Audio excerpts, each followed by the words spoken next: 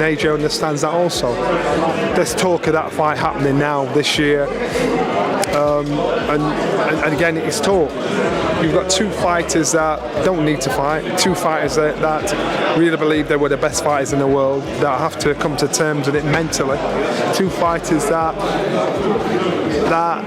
you know, we probably want the fight more than they do. So with these two fighters, it's a choice. It doesn't matter what.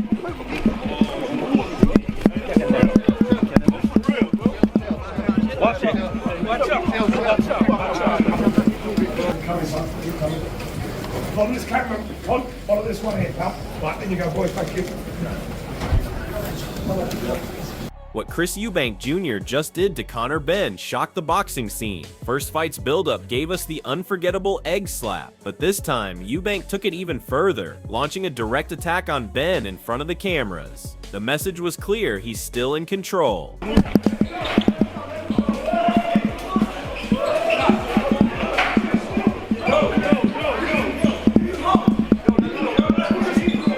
Eubank Jr. made it clear rules, fines, or public backlash won't silence him. This is classic Chris, unfiltered, unapologetic, and ready to put Benn on blast at every turn. He thrives in chaos, while Benn always looks like the man scrambling for answers under the spotlight. If something's wrong, if you're doing something wrong, regardless of whether people can see it or not, I'm going to expose you. I don't care about being fined. I don't care about hurting somebody's feelings. I don't care about being singled out. Been singled out my entire life. And when Benn tried to push back, Eubank Jr.'s response was even more ruthless. Eubank Jr. went straight for Benn's pride, reducing him to a kid in front of the cameras. It wasn't just trash talk, it was dominance delivered raw, without filters. Calling him a dead boy walking wasn't bluster, it was psychological warfare designed to strip Benn's confidence before fight night. Yeah, kid, it's gonna fuck you up. Yeah, kid, it's gonna fuck you up. Yeah. Watch what happens. Yeah, watch what happens.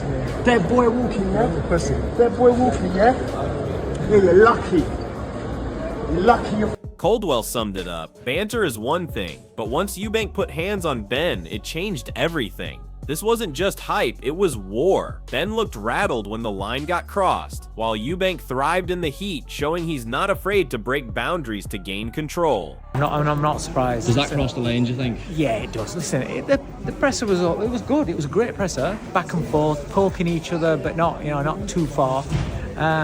But once you get physical and you touch a man's face, then it... Bellew's take poured fuel on the fire, dismissing Eubank as technically inferior. But critics have said the same before, and time after time, Eubank has silenced them in the ring. Benn might have Bellew's backing, but when the spotlight burns brightest, it's Eubank who always thrives under the pressure. Conor is a far better fighter than Chris Eubank Jr. is a boxer. Technically, yeah. And that's the problem that Chris Eubank Jr. is having.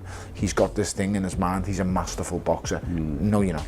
No. I'm sorry, no, you're not. He's been... Adam Smith nailed the reality. This is boxing, not ballet. Yes, things got heated. Yes, the lines were crossed, but it's these very moments that elevate a fight from routine to unforgettable. When Eubank shoved Benn and stirred chaos, he didn't just create headlines, he shifted momentum. This was no longer about two fighters trading insults. It became about who commands the stage, who owns the spotlight, and who thrives in mayhem. Eubank has always been that man. He thrives on controversy, he builds tension, and in doing so, he drags Benn into his world. Benn, meanwhile, looked uncomfortable, reactive, rather than proactive. For fans, this moment didn't damage the fight, it supercharged it. Suddenly, this isn't just boxing, it's a grudge match stamped in drama, and Eubank stands tall as the man pulling every string. Twice as big for the casual fans. Do we condone it? I mean, in boxing terms, should that happen at a head-to-head? Of course not, but these things do happen. This is the fight business, and it's just made it even bigger, and we wait to see what happens next. And if anyone still doubted the bad blood, Conor Benn's own words told the full story. Benn's words screamed frustration, but also insecurity. Saying he only came to smash Eubank's head in sounds more like anger than strategy. Fighters with a clear plan talk about timing, about discipline, about execution. Benn, he talks like a man chasing revenge, not victory. That's where the difference lies. Eubank has been here before. He's dealt with hostile crowds, angry opponents, and high-stakes pressers. He knows emotion can burn a fighter out before the opening bell. Benn, however, looks like a man already carrying too much on his shoulders. When he says, "I'm not here to cuddle," it shows he's focused on hate, not boxing. And against a man as composed and calculated as Eubank, that spells danger. The more Benn loses control, the more comfortable Eubank becomes inside the chaos. There's a lot of emotions on the fight. You know, so for me it was like, yeah, you know, going into the fight, that was my aim, was to hurt him. Right. And I hurt him.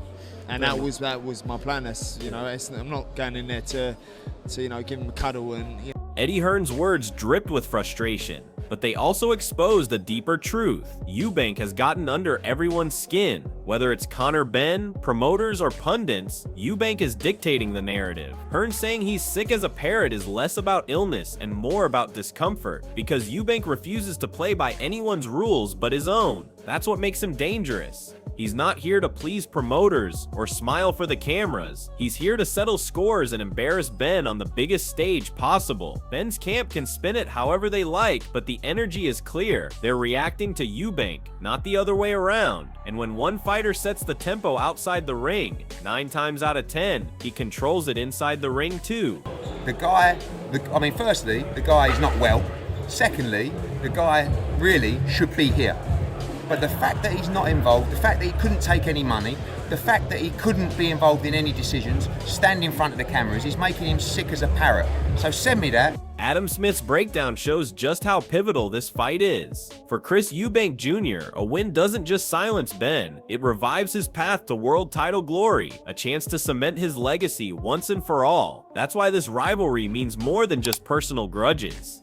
For Benn, this fight is fueled by revenge, by proving he belongs after being dragged 12 rounds up at middleweight. But revenge alone doesn't win fights. Belief is one thing, execution is another. Eubank has the experience, the composure, and the ability to shut down reckless energy.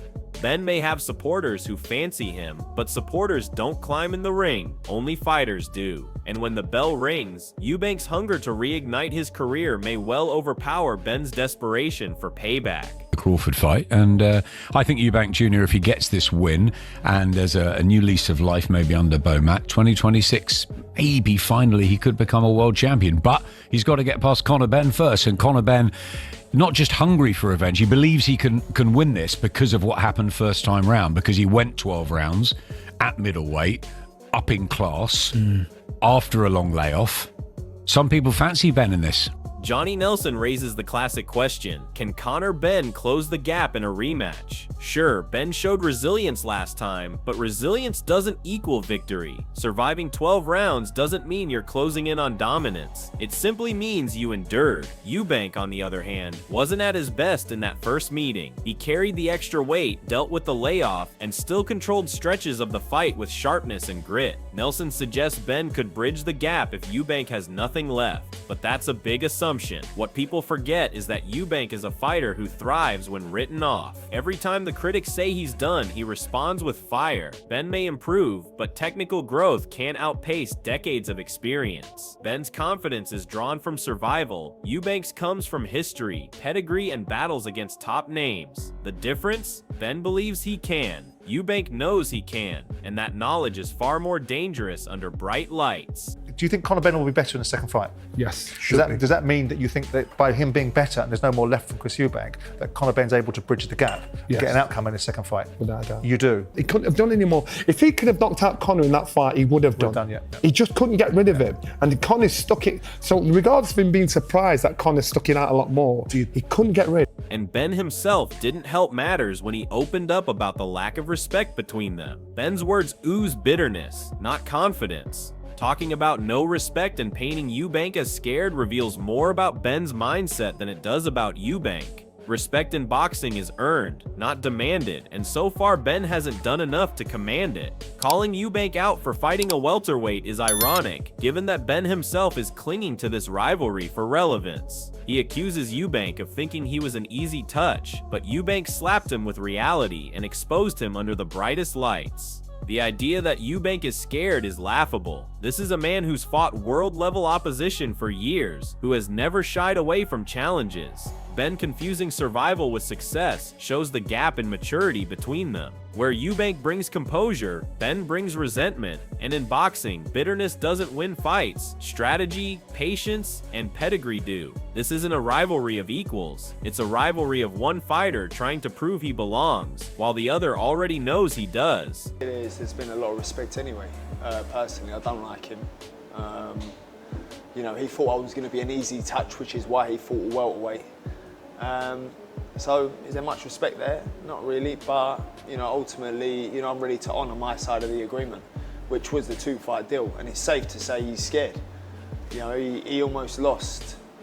Could have gone either way to a welterweight.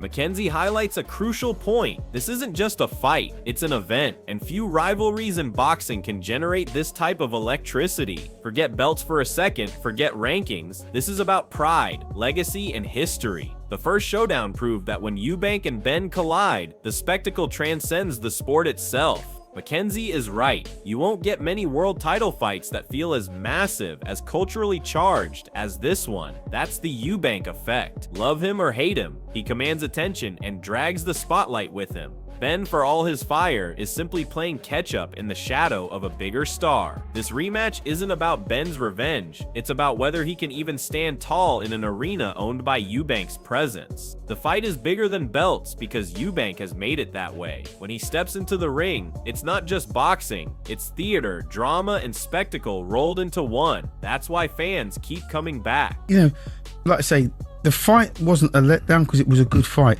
but as an event, you won't get a better event than that, and they'll have to go some actually to surpass that, or even equal that. Let's just hope they get the same turnout in terms of the numbers, people going through the live gate and watching that fight, because it was a great event. There's no ifs, buts, or maybes. You won't get world title fights that actually are a better event. This isn't just another fight, it's the crossroads of two careers. If Chris Eubank Jr. gets the win, he doesn't just silence Conor Benn, he reclaims his path to world title glory and proves once again that experience and composure outlast emotion. A victory here breathes fresh life into his career and cements him as one of the most resilient figures in British boxing. But if Conor Benn shocks the world, it rewrites the narrative. Suddenly he's not just the son of a legend, he's the man who dethroned Eubank Jr. on the biggest stage.